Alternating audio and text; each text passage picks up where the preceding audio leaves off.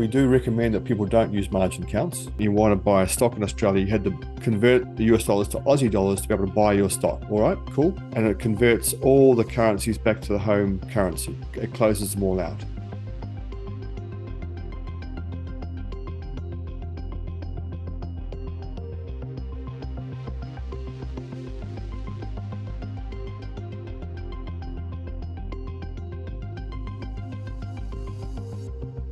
IB margin account negative balances. I'm new to using a margin account / interactive brokers. I noticed that after purchasing non-US stocks, it shows my currency balances negative in those respective currencies.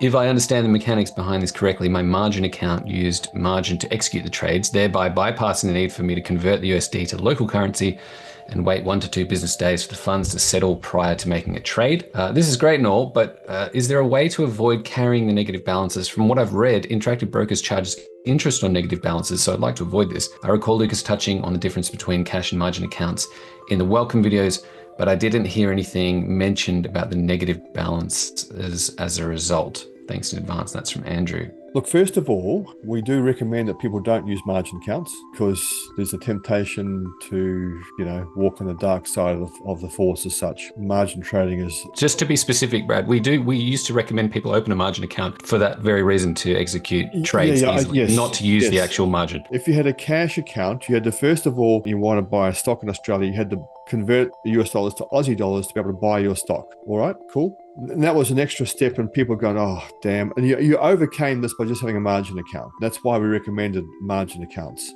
As of June last year, if you have a cash account, IB will automatically do currency conversions for you. So if you've got US dollars in your account, and you want to buy a stock in Aussie, you can go and buy that stock without doing any currency trade.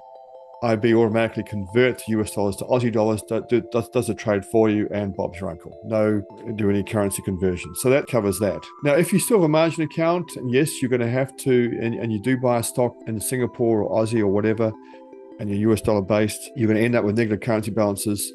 You have to go in after you've done the trade, or various trades you've done, and there's one click you do, and it converts all the currencies back to the home currency. It closes them all out. There must be a YouTube video somewhere of how to do that on the IB website, but that's how you do it. Yeah.